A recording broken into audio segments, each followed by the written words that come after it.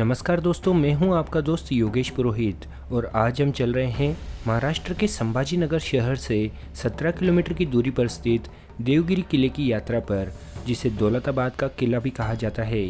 तो चलिए अपनी इस यात्रा को शुरू करते हैं। देवगिरी का किला भारत के उन चुनिंदा किलों में से एक है जिसे सीधे तौर पर युद्ध में कभी नहीं जीता गया। इस किले को जीता गया तो केवल अंदरूनी दगाबाजी और छल कपट से ही। तो चलिए इस किले की यात्रा शुरू करते हैं। अभी हम खड़े हैं औरंगाबाद दौलताबाद हाईवे पर। यहाँ से देवगिरी का किला 17 किलोमीटर की दूरी पर है। संभाजी नगर से एलोरा गुफाओं के रास्ते पर दौलताबाद शहर के पास ही एक 600 फुट ऊंची पहाड़ी पर बना हुआ है देवगिरी का विशाल किला। किले में प्रवेश के लिए 25 रुपये का टिकट है। फॉरेनर्स के लिए टिकट 300 रुपये का है और कैमरा साथ है तो फॉर्म भरकर अलग से टिकट लेना पड़ेगा। ये है देवगिरी किले का मुख्य प्रवेश द्वार, जिसे महाकोट द्वार के नाम से जाना जाता है। महाकोट द्वार पर चढ़े ये लकड़ी के दरवाजे लगभग 900 वर्ष से भी ज़्यादा पुराने हैं और इन दरवाजों पर लगी इन लोहे की कीलों से हाथियों के आक्रमण को रोका जाता था। इस द्वार से किले के अंदर आते ही अंदर का गलियारा पूरा घुमावदार बना हुआ है। अंदर आने वाले दुश्मन और हाथियों की चाल को धीमा करने के लिए इसे जानबूझकर अर्धचंद्राकार में बनाया गया है। आगे बढ़ते ही एक बड़े से बरामदे में मध्यकालीन कई सारी तोपें रखी हुई है। यहाँ रखी हुई हर तोप काल और बनावट में एक दूसरे से बिल्कुल अलग है। ये एक लंबी सी तोप है जिसका मुंह ड्रैगन के आकार का है। यहाँ पर आप देख सकते हैं कई सारी पुरानी तोहफे रखी हुई है। हालांकि पहले के समय में इन कमरों में आने वाले गेस्ट को रुकाया जाता था जो कि राजा से मिलने आते थे। यहाँ पर हमें किले की दीवारों में कई सारे धसे हुए तोप के गोले दिखाई देंगे जो शत्रु सेना द्वारा किले पर दागे गए थे। इन गोलों को निकालने का प्रयास नहीं किया गया क्योंकि निकालते वक्त इनका फटने का डर था। देवगिरी के किले में शत्रु सेना को चकमा देने के लिए कुल 52 डमी दरवाजे और प्रवेश द्वार बने हुए हैं। किले में प्रवेश करते ही सामने इस बरामदे में आपको एक डमी दरवाजा दिखाई देगा जो कि दुश्मन सेना को चकमा देने के लिए बनाया गया था। दुश्मन सेना किले के अंदर आते ही इस नकली दरवाजे की तरफ आकर इसे तोड़ने की कोशिश करती थी जो कि एक 70 फीट गहरी खाई की तरफ खुलता है। इस दरवाजे को तोड़ने में शत्रु को समय लग जाता था और तब तक सेना मुख्य द्वार को बंद कर देती थी। देवगिरी के किले में शत्रु सेना को चकमा देने के लिए कुल 52 डमी दरवाजे और प्रवेश द्वार बने हुए हैं।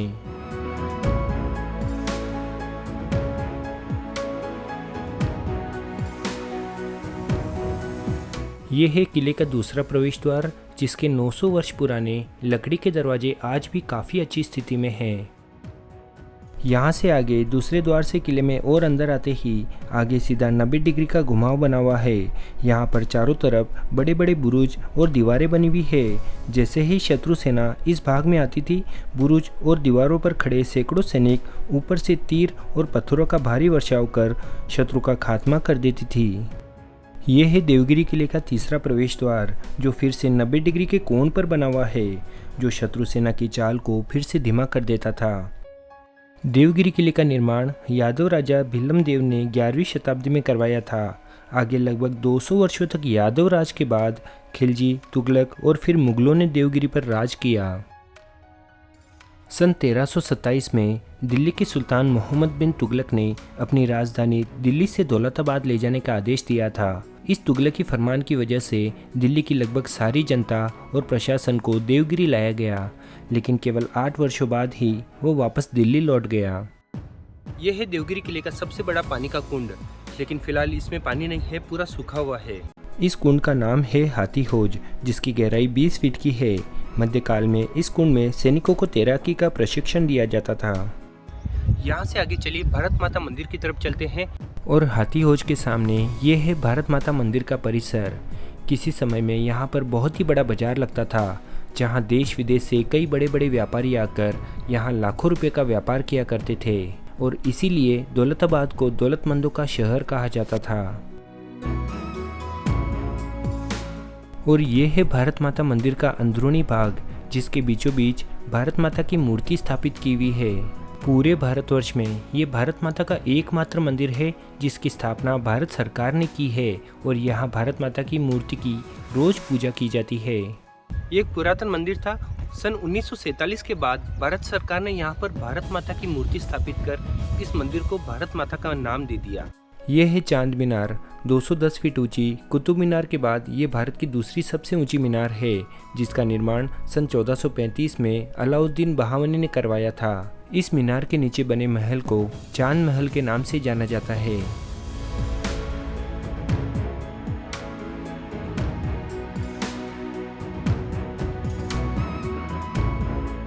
यहाँ से आगे हम आ जाते हैं कालाकोट द्वार के पास, जिसे मृत्यु द्वार भी कहा जाता है, क्योंकि यहाँ से आगे किले की बनावट बहुत ही ज़्यादा जटिल हो जाती है। कई सारे डमी दरवाजे, कई भूल भुलैया वाले रास्तों के अंदर दुश्मन के सैनिक खोकर यहीं पर ख़त्म हो जाते थे और यहाँ से कोई जीवित वापस नहीं जा पाता था। इस प्रवेश द्वार से अंदर आते ही यहाँ पर मुगल कालीन टैक्स कलेक्शन की हुंडी बनी हुई है, जहाँ पर पत्थर का एक घड़ा बनाया हुआ है। इसके अंदर जो भी टैक्स कलेक्ट किया जाता था वो इसी के अंदर भरा जाता था। पूरे देवगिरी किले में जगह जगह इस तरह के कर वसूली के लिए पत्थर के घड़े रखे हुए हैं, जहाँ कर वसूल कर इन घड़ों में भरा जाता था। सामने दिखाई दे रहे इस महल का नाम है चीनी महल, क्योंकि इस महल के निर्माण में चीनी मिट्टी के टाइल्स का उपयोग किया गया था, इसलिए इसे चीनी महल के नाम से जाना जाता है। ये एक राजकीय जेल थी जिसमें कई मराठा और मुगल राजाओं को कैद कर रखा गया था। अब हम इस किले के एक बड़े से बुरुज की तरफ चलते हैं, जहां पर एक बड़ी सी तोप रखी हुई है। इस तोप का पिछला भाग मेंढा यानी भेड़ की तरह बना हुआ है, इसलिए इसे मेंढा तोप कहते हैं। इस तोप की मारक क्षमता बहुत ही लंबी थी। इस तोप पर किला शिकन तोप लिखा हुआ है, यानी कि किला उद्ध्वस्त करने वाली तोप। इस तोप का निर्माण अफगानिस्तान के कारीगरों ने किया था। यहाँ से आगे हम मुख्य किले की तरफ चलते हैं, जो एक पहाड़ी पर बना हुआ है।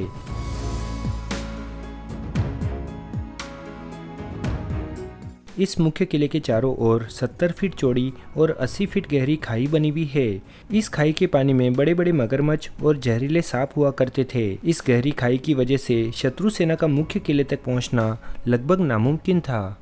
इस खाई के आगे 30 मीटर ऊंची पहाड़ की प्राकृतिक चट्टान है, जिसके ऊपर ये किला बना हुआ है और इस चट्टान को पार करना किसी भी दुश्मन सेना के लिए संभव नहीं था।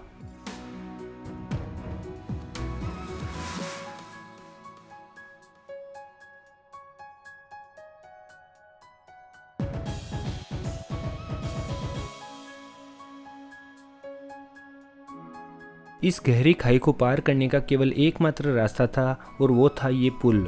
आज इस खाई पर लोहे का पुल बना हुआ है, लेकिन पहले के समय यहाँ पर चमड़े का पुल हुआ करता था, जिसे शत्रु सेना आने पर खींचकर लपेट लिया जाता था और किले पर जाने का ये एकमात्र रास्ता बंद हो जाता था। आगे चलकर औरंगजेब ने अपनी सुविधा के लिए इस खाई पर पत्थर की सीढ़ियाँ बना दी थी। इन सीढ़ियों को आप इस ब्रिज के नीचे देख सकते हैं। और इतनी सारी मुश्किलें पार करके भी अगर शत्रु अंदर आ जाता तो भी वह जीत नहीं पाता, क्योंकि किले की असली सिर घुमा देने वाली भूल भुलैया तो अब शुरू होती है। यहाँ से आगे किले का निर्माण पूरे पहाड़ में चट्टानों को काट कर किया हुआ है। यहाँ से अंदर जाने का रास्ता एक छोटे से प्रवेश द्वार से है, जहाँ से आगे पूरा अंधेरा ही है। आगे दिखाई देने वाली रोशनी तब नहीं थी और जैसे ही शत्रु सैनिक अंदर आते थे, पहले से ही अंधेरे में बैठे सैनिक उन्हें काट डालते थे। सन 1950 तक किले के इस पूरे भाग पर चट्टान की छत थी, जिससे इस पूरे भाग में अंधेरा ही छाया रहता था। लेकिन सैकड़ों वर्षों के हवा और पानी के घर्षण की वजह से सन 1950 में ये छत टूटकर गिर गई। ये जो सामने सीढ़ियाँ दिखाई दे रही है, सन 1955 के बाद पुरातत्व विभाग ने टूरिस्टों की सुविधा के लिए ये सीढ़ियाँ बनाई थी, ताकि टूरिस्ट भूल भुलैया से बचकर सीधा किले में ऊपर जा सके।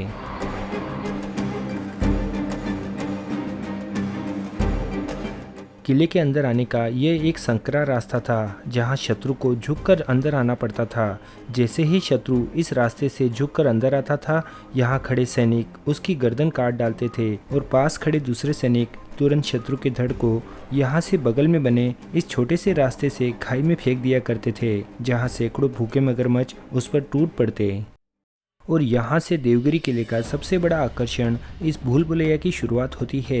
इस घोर अंधेरे भूल भुलैया में इलेक्ट्रिसिटी आने से पहले रोशनी का कोई जरिया नहीं था।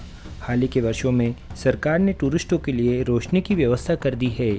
इस अंधेरे भूल भुलैया में कई सारे रास्ते और गलियां बनी हुई है और ये रास्ते आगे चलकर एक ही जगह पर मिल जाते हैं। शत्रु सेना जब इस भूल भुलैया के अंदर आती थी तब वो इन अलग अलग रास्तों में बढ़ जाती थी और अंधेरे में भटकते हुए जब ये रास्ते जहाँ एक होते हैं वहाँ आते ही वो एक दूसरे को शत्रु सेना समझकर लड़ने लगते थे और इस तरह से इस भूल भुलैया की अंधेरी गलियों में भटकते हुए दुश्मन सैनिक एक दूसरे को खुद ही मार डालते थे।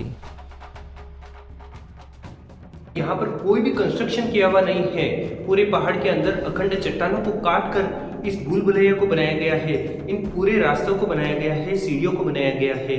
आज से लगभग 1200 वर्ष पूर्व इस भूल भुलैया को बनाया गया था इस किले में यादवों द्वारा। सोचिए क्या गजब की कलाकारी और जबरदस्त मेहनत होगी उस समय की। यहाँ हम देख सकते हैं कि इस भूल भुलैया में अलग अलग साइड से 3 रास्ते आकर यहाँ मिल रहे हैं। बिना लाइट की इस भूल भुलैया से हम बिल्कुल भी बाहर नहीं निकल सकते। पूरी तरह से रास्ता भटक जाएंगे और कहीं भी अटक कर गिर सकते हैं।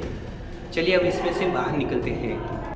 इस भूल भुलैया से किले पर आने का ये है एकमात्र रास्ता जिसे संकट समय में बंद कर दिया जाता और यहाँ से भूल भुलैया के अंदर जहरीला धुआं छोड़ दुश्मन को मारा जाता था।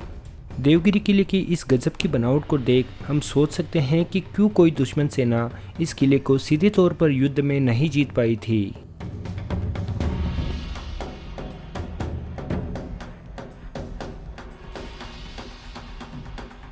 तो चलिए भूल भुलैया से आगे ऊपर चलते हैं गणेश मंदिर के पास में और वहाँ से बारादारी महल के पास।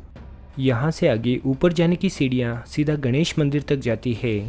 पूरे देवगिरी किले पर ये एकमात्र हिंदू मंदिर है जो आज भी अच्छी स्थिति में है। सबसे ऊपरी महल तक आने के लिए आपको काफ़ी ज़्यादा दम लग जाता है। अगर फिटनेस नहीं है तो ऊपर चढ़ना बहुत ज़्यादा मुश्किल हो जाता है।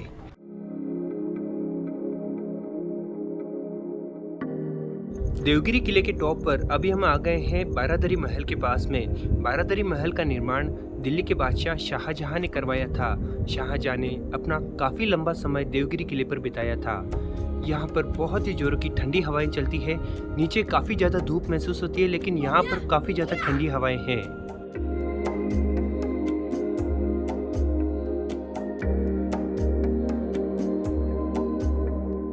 इस महल का निर्माण बादशाह की सारी सुख सुविधाओं को ध्यान में रखकर किया गया था, जहाँ पर महफिलें और दरबार लगा करते थे। काली टेकड़ी पर जाते हुए इस टेकड़ी के बेस में एक गुफा बनी हुई है जहाँ संत एकनाथ के गुरु जनार्दन महाराज की समाधि है। इस गुफा का दरवाजा बंद है, इसलिए इस छोटे से झरोखे में से ही अंदर के दर्शन करते हैं।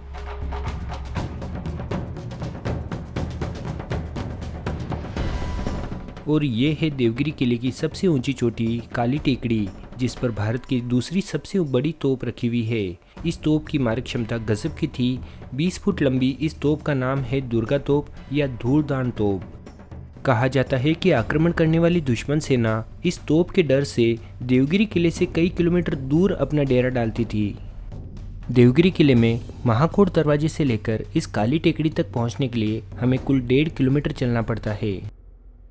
फ्रेंड्स, ये है देवगिरी किले का लास्ट पॉइंट। चलिए अब यहाँ से वापस नीचे उतरना शुरू करते हैं।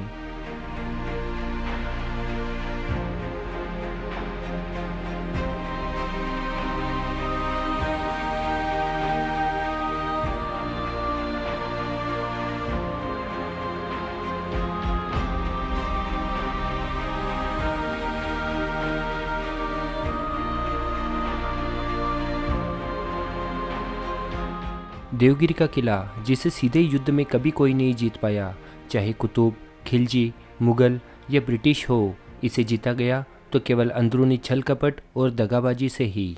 फ्रेंड्स, इस किले की यात्रा आपको कैसी लगी कमेंट करके बताइएगा ज़रूर, और जल्दी ही मिलते हैं एक और नई जर्नी में। तब तक अपना ध्यान रखिएगा। धन्यवाद।